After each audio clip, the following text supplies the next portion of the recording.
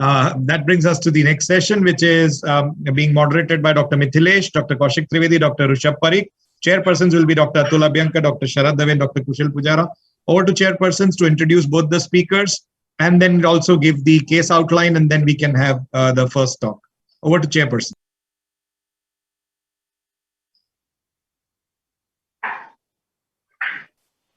Dr. Abhyankar? Yeah, sorry. Yeah, it's a pleasure to introduce Dr. Jayesh Rawal. He is well known amongst Gujarat and even national cardiologist. He's a professor of cardiology at Pagodia and interventional cardiologist at the KD Hospital. He was a former HOD at UN Mehta. Obviously, he is a great interventionist. And am I going to introduce only one at a time, or? Yeah. Please introduce both. Also the case. Yes, that's my friend, Dr. Mohit Gupta. Please introduce him. Yeah. Go ahead, please. I also have the pleasure to introduce Dr. Mohit Gupta, who is a professor of cardiology from GB Pant Hospital. He's the scientific chairman of the Delhi Intervention Council, meet in 17, Delhi CSI secretary, executive editor of Indian Heart Journal, CSI Innovation Awardee for 2021, awarded Excellence in Cardiology in 2018, Young Scientist Award in 18 by Vice President of India, has huge number of publications, more than 150, and he is a well-known speaker in various forums. So we will be discussing about this case. Is any other chairperson going to do this, or am I continuing? As you please. Please continue. Yeah, okay. Let the other chairperson have a chance to do part of the job. Sharad bhai? Yes, one moment, please. See, this is a young patient, and we commonly see this dilemma in our practice. Is a 46-year-old male presenting with non-ST elevation myocardial infarction with a troponin I of 232 nanogram person with BP of 110 and 60 millimeter of mercury with history of hypertension and diabetes. Is preloaded with Ticagrelor and aspirin. His heart rate is 60, ECG is showing deep T inversion 1 AVL V5 V6. On angiogram, it reveals critical 18 millimeter lesion with 95% stenosis in 2.25 millimeter long first diagonal artery. The preferred revascularization strategy would be that Dr. Jayesh Rawal and Mohit Gupta will discuss with us. Please go ahead, Jayesh.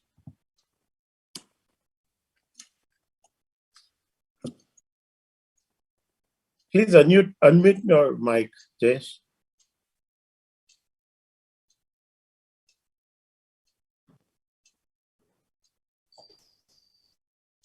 Am I audible now? Yes. Respected chairpersons and colleagues, I'm going to talk about something which is recently introduced in market, drug-coated balloon or drug-eluting balloons. And so far as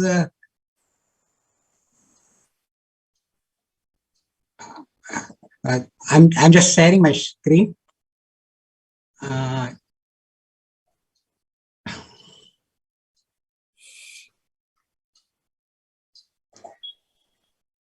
We are dealing with a small vessel coronary artery disease, and here the question is whether to go for drug-eluting balloon or a small stent placement.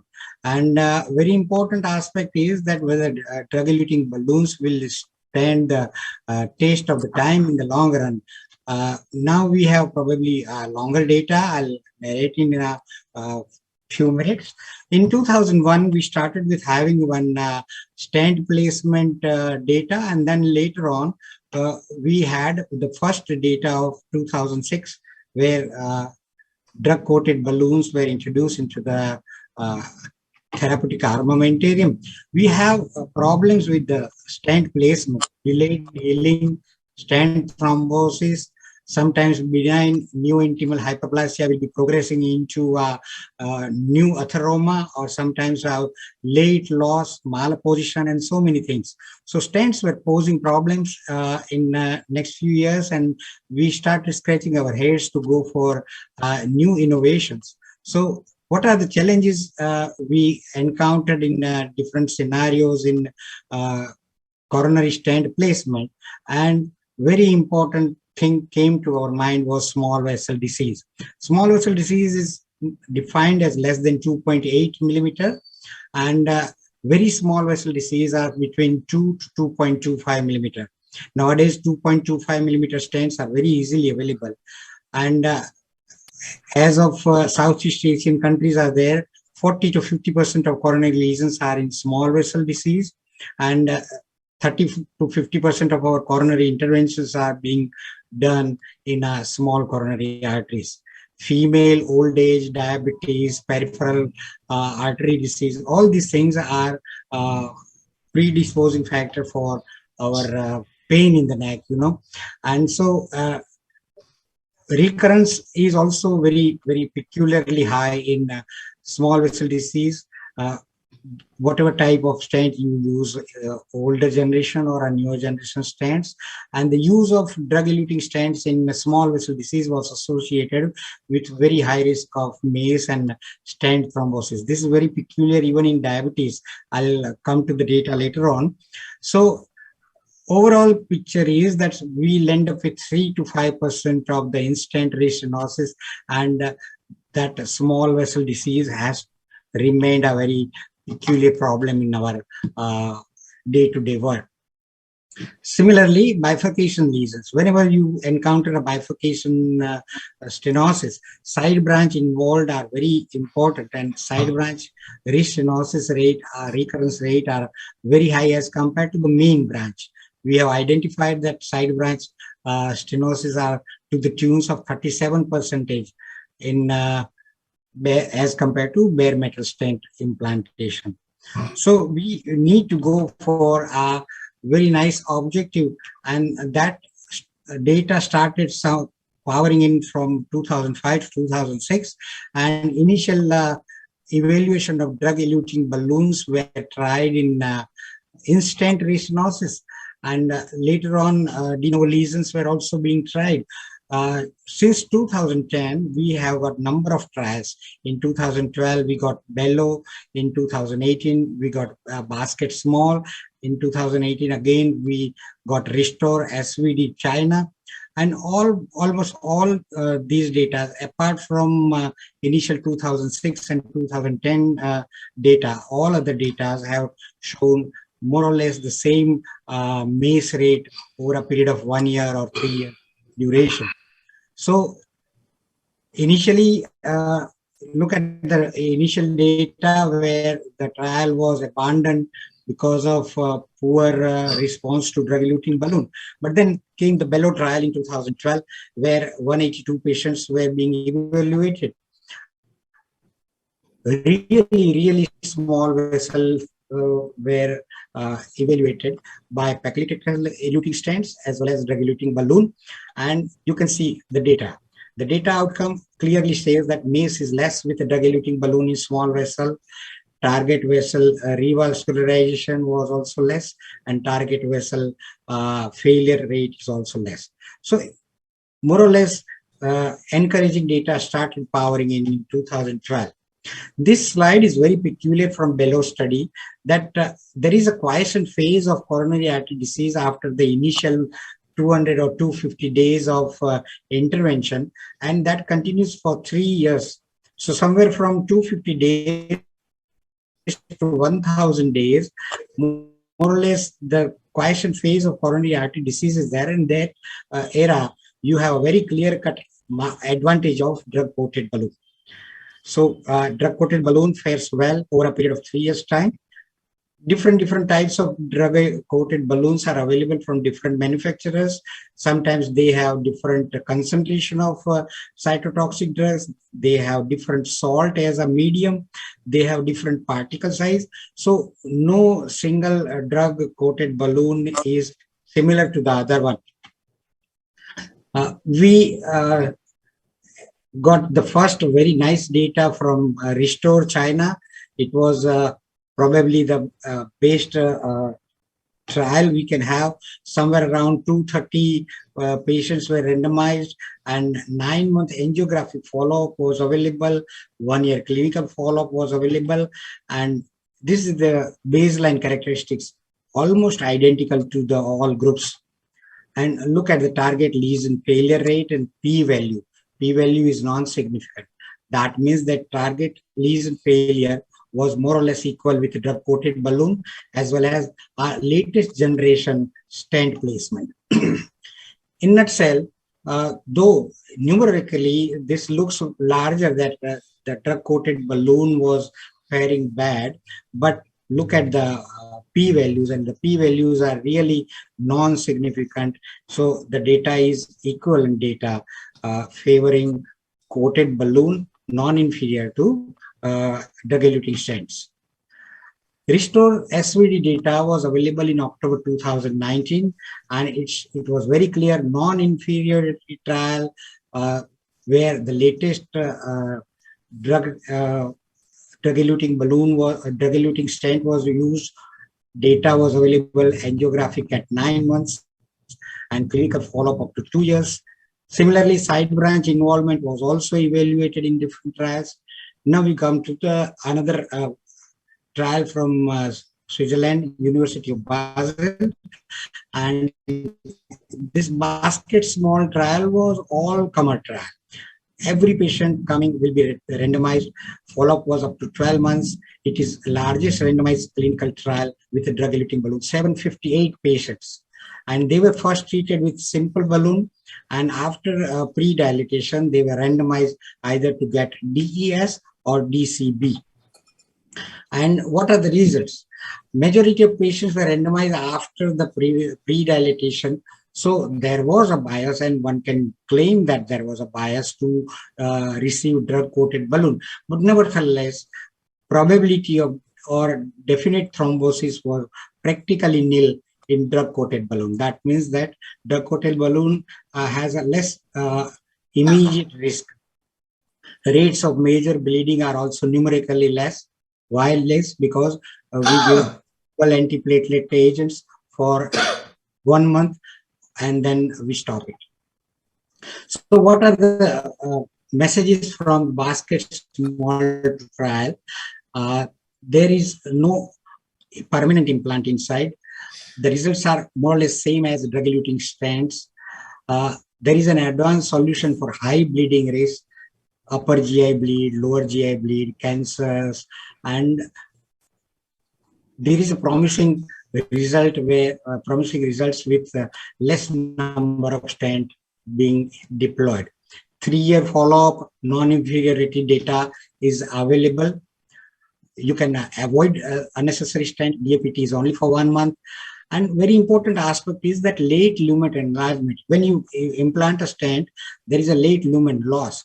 Here, because we have released the drug into the tunica intima and tunica media, the tunica media gets remodeling, and this remodeling is so favorable that you will end up in a larger lumen diameter over a longer period of time. This hypothesis has been confirmed in IVA studies also. So basket small 2 study from University of Basel, 3 years follow-up. Look at the data. Drug-coated balloon and drug-eluting stents, both of them are running parallel up to 36 months. That means that major adverse cardiac events are more or less same. So it's non-inferior.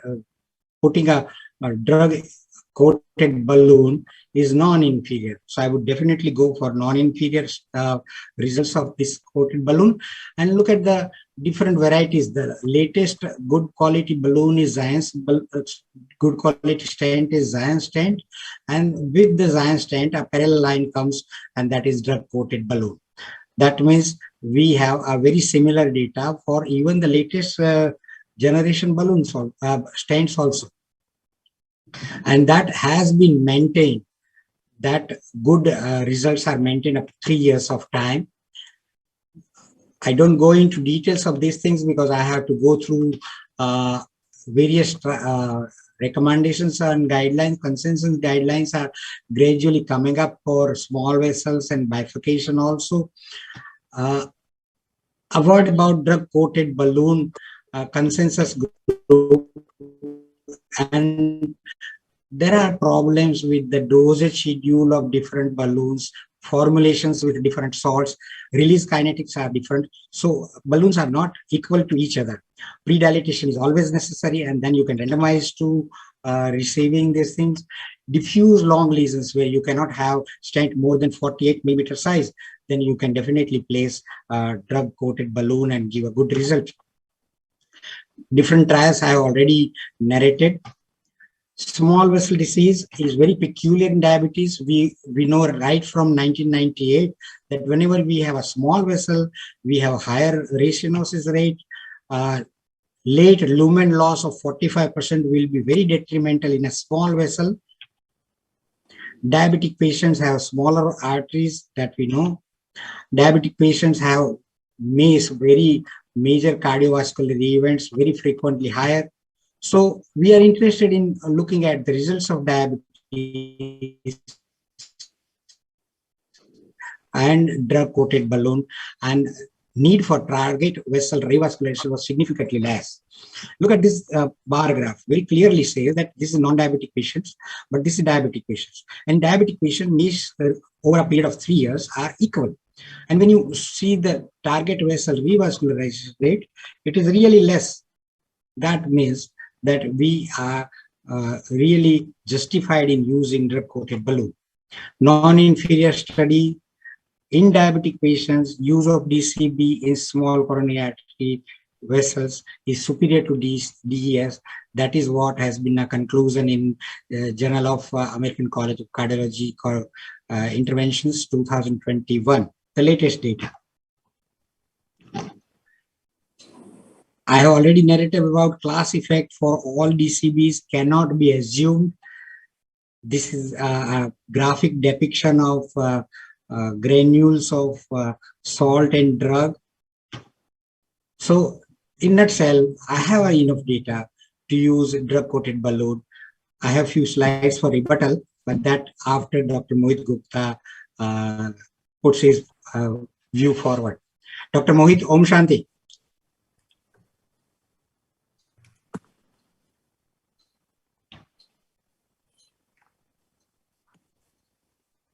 Hello, Dr. Mohit. Yeah, can I start my presentation? Yeah.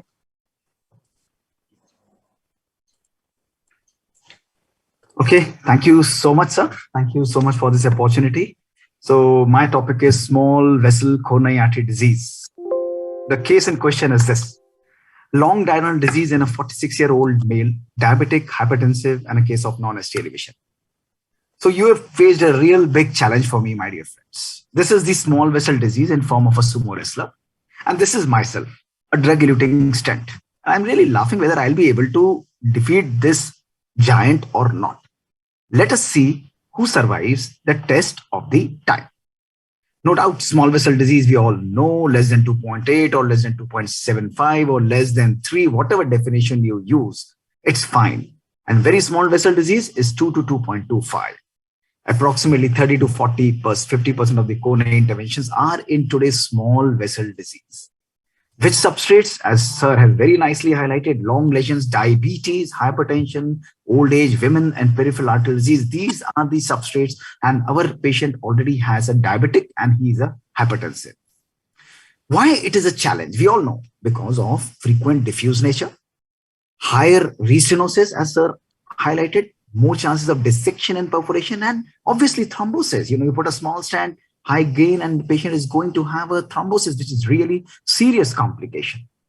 What are the modalities? We know it could be a best medical therapy, a plain Orlin balloon angioplasty, BMS, DES, or a DCB or DES. The question that I have been given is to answer DES versus drug coating balloon. The management spectrum, as you just saw, I am not going to repeat that. Functional assessment is very important for small vessel disease because almost 30% of the small vessel stenosis are hemodynamically significant, which are actually angiographically significant, deemed to be angiographically significant. So Strongly recommended is to do a functional assessment of these lesions. So the first thing that comes is POBA. POBA is a viable option, probably technically impossible in many of the cases, can increase a risk of a vessel rupture. Not going to discuss much. BMS versus POBA. BMS is definitely better. The meta-analysis in European Heart Journal shows in almost more than 4,000 patients, it decreases the incidence of repeat revascularization. Let us come to the DES, straightforward, like to the mudde ki baat. The first generation DES have significant lower TLR. So there is no doubt that in certain cases, most of the cases, as compared to BMS, sirolimus eluting stents in various trials are far better. Look at the TLR, which goes significantly lower, but definitely at a cost of increasing stent thrombosis. SR Smart, as again highlighted by Sir, Cyber versus Texas, first generation DES, you see sirolimus is performing better as compared to the paclitaxel. Now look at this. Most of the trials of DCB have been carried out using only paclitaxel eluting stent. So that means the comparator arm showing the equal efficacy or the superiority has been only with paclitaxel, and very few cases, which I'll be highlighting, have shown efficacy comparable to the sirolimus eluting stent. So what is the verdict in first case? First generation DES are better than the BMS, and CES is better than paclitaxel eluting stents in small vessel disease. Whether the diabetes or not, it doesn't matter. What is the problem with first generation? Sustained drug release, higher inflammation, paradoxical vasoconstriction is very, very serious, and definitely higher risk of stent thrombosis, as my senior colleague, Dr. Raval, very nicely highlighted. Now come to the second generation DES. Basket small study, as again it was studied well, highlighted well. First generation PES versus second generation sirolimus eluting stents. 191 patients, the TVR was significantly low. So second generation stents right from beginning have started showing a better result as compared to the first generation paclitaxel eluting stents. But this is only comparison between DES. Where does DCB come in? Let me come to that. Thin struts versus thick struts. Thin struts are definitely better. What predicts restenosis in a second generation DES? It's a longer lesion length. Our patient has a longer lesion length. That's against going a DES. Has a larger strut thickness. That depends on us which stents we are choosing, and minimal stent lumen diameter. So overall, but the second generation DES are associated with good outcomes and a lower risk of instant restenosis. The various drug-coated balloons are available. Not going into the details because this is out of the question, but we must be aware the commonly available drug-eluting balloons and why paclitaxel has been used because of its high lipophilicity. That is why this volume is used. Repeating the same slide, which is very pertinent and important for me, is the trials comparing DES versus DEP. Now let us go to each trial and see what are the results. The first one is the Picoletto trial. Picoletto trial was the first randomized control trial to compare DCB versus DES in less than 2.75. Stopped prematurely. Why? Because DES was superior. If I am to say DES was superior, that means I won the case. I was superior to my colleague. But there were limitations in that. What were the limitations? First generation balloons, tissue delivery were lows, and very poor lesion preparation, which is very important for a drug coating balloon. So giving a neutral input, these were the major limitations, and that is what led to the underperformance of the drug-coated balloons as compared to DES. Look at this, the mace. It's much lower in the DES as compared to the DCB. Then came the Bellow trial. Bellow, again, it used a mean diameter of 12.15, very small vessel disease, a Falcon balloon versus a Texas DES. The results were almost comparable. Now see, the comparative arm is only paclitaxel eluting stent. Even with paclitaxel eluting stents, the paclitaxel eluting balloon is showing comparable result. Comparable, not superior, but comparable result. That means a possibility that if it would have been compared with the sirolimus eluting stents, the result would have been superior with the drug eluting stent. But this trial concluded that they have similar trends of outcome of MACE as compared to the other one. The basket small study. The basket small study was a small coronary arteries where both these stents were used. Even the paclitaxel as well as the sirolimus eluting stents, both were used, but a very small number. So the results of this particular study again showed similar death MI and TVR in drug-coated balloon group and the drug-eluting stent group, 7.6 versus 7.5.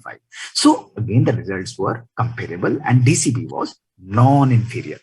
Then came the Restore. As Sir again highlighted, Restore was paclitaxel coating balloon versus Resolute test, 2.25 to 2.75, and at 1 year they had comparable incidence of target lesion failure. So it was non-inferior. Look at this. Everolimus, Promus, all the Zotra, all the molecules were used and the results were comparable, but not a very high number. Look at this, 114 is not a big number to generate a great data. So what were the problems with all these analyses? Balloon pre-dilatation is essential for DCB, the major role. Only 25% in Piccolo 2 and 96 in Bellow underwent it. After successful balloon pre-dilatation, DCB indicated not inferior to new generation tests on cardiac death, MI and TVR. So that is the verdict. So if you prepare a good lesion, bed, then probably the comparison or the performance of both is relatively okay. SCAR registry talked much in favor of the drug-eluting stent, talked about the real-world registry, almost 14,000 patients. They said that this is significantly better as compared to drug-coating balloon as far as the MI, death, and all other outcomes stenosis are concerned. But there are major limitations of this registry. No report on coronary segment, no angiographic follow-up, no lesion data on pre-dilatation. The rate of TLR and TVR in setting of small vessel disease is not detectable. So this is a major limitation. So using this data to win this particular battle is probably inappropriate from my side. What are the drawbacks of drug coating balloon? They are good, but they come with a price with the limitation. Elastic recoil and dissections. That is major. So they may require bailout. 7 to 8% of all these studies are showing that they require a bailout stent. Due to effects of shortened balloon inflation time, it is questioned whether the sufficient drug is delivered or not. Though this is dealt by the second generation drug coated balloons in a significant way. So what is my verdict on this particular trials, randomized trials? DCB may perform at least as good as DES, but remember, the comparator arms unfortunately included majorly paclitaxel eluting stents, and that is why the results of both the groups have shown a comparative outcomes. Let me tell you 2 or 3 meta-analysis and the retrospective studies. The Sinaga et al. Study showed no difference in MACE and TLR as compared to DCB and the second generation DES. Again, one of the meta studies by Sim et al., second generation 2 mm only drug-coated balloon versus DES.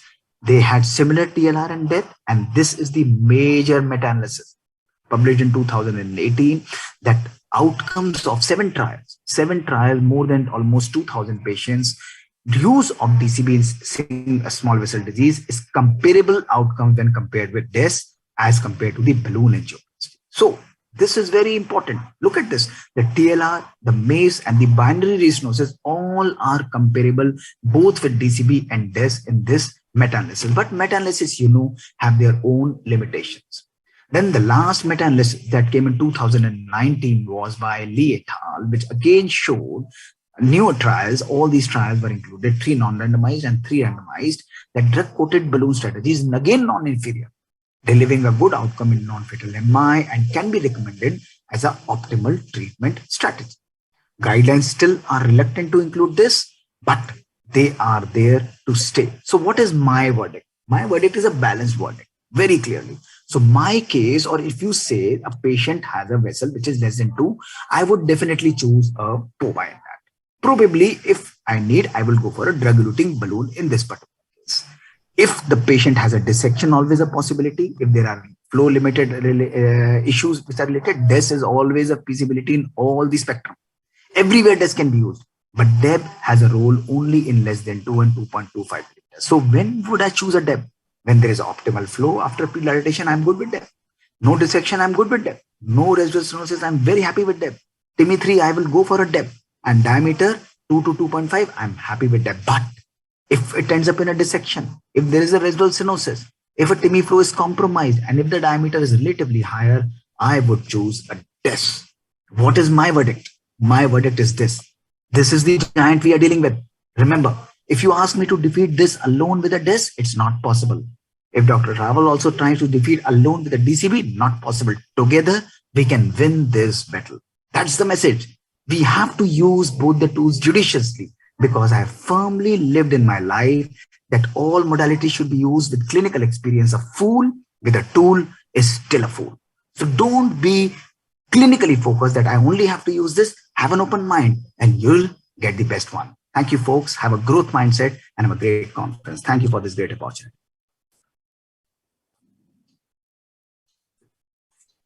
I think it's a great discussion. I'm Dr. Pujara here. Is a Dr. Rawal sir and Dr. Gupta sir. It's a great debate. Very interesting subject.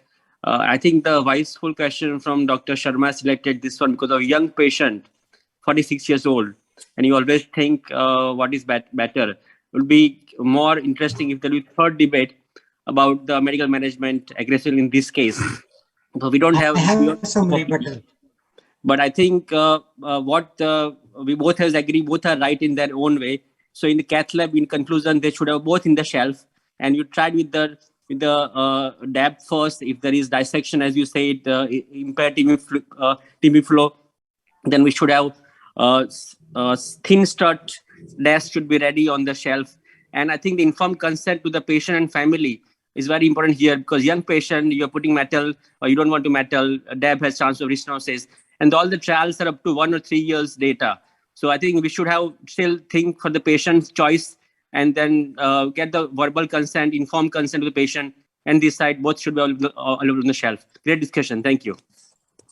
Thank you. Thank you so much for this opportunity. Thank you so much. I have some rebuttal. Hello.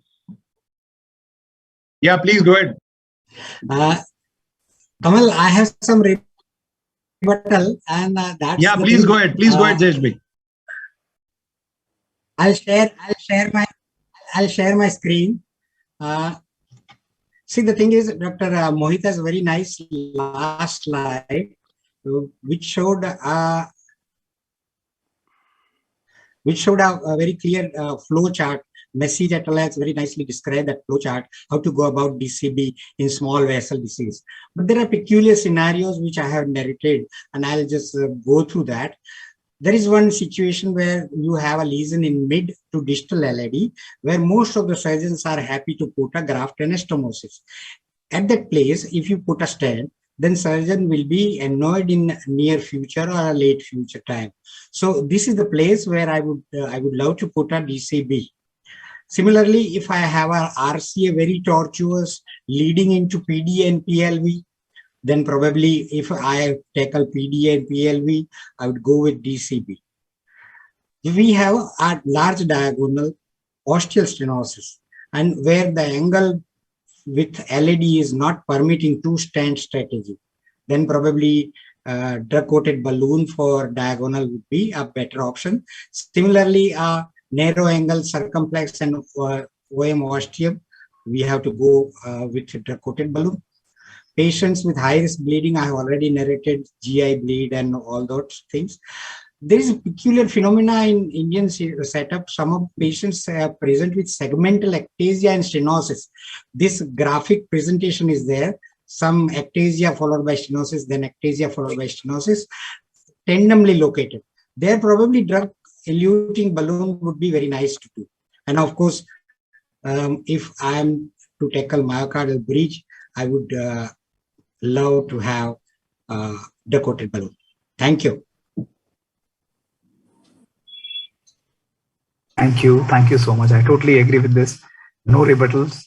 I would be happy to use DCBs in many of the cases in my. So I'm not here to argue with sir. I think, it's important to find what is right, and a balance of both is very, very important. So very nicely summarized. Thank you for this opportunity, Kamal. Thank you so much. It's always a pleasure. Yeah, chairpersons, you can continue the session if any comments. I would like to add, both the presenter have done the justice. And the last slide shown by Dr. Gupta, flow chart of how to tackle the small vessel problem.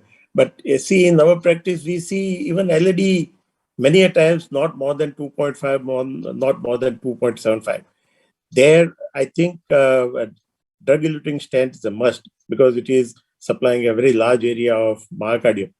But in rebuttal, what Jayesh Rawal showed the slide was perfect, and both have their rules. But I have doubt in ectasia. See, Jayesh, how many drug-eluting balloon you will use if there is a long segment ectasia with multiple lesions? Anyway, it is the operator's choice when the decision has to be taken. And in our country, as patients pay from their pocket, it is always the consent which matters the most. Thank you. Yes, Atul. Can I make a quick comment? There are one. the cardiology science is always evolving, and I think the definition of small vessel would need to change. That's one. Second, probably as of now in India, if you look at the cost effectivity, this drug-eluting stents cost half of drug-eluting balloon. So in terms of cost effectivity in India, probably it is more cost effective in terms of putting a stent. The third is that now we have 50 micron, 60 micron stents, and we need to have a data before we say the equivalence. And one suggestion is that probably in India, we put maximum number of thin strut stents in small vessels, and we should generate our own data, because I think probably we do in India do the highest number of thin strut small vessel stenting.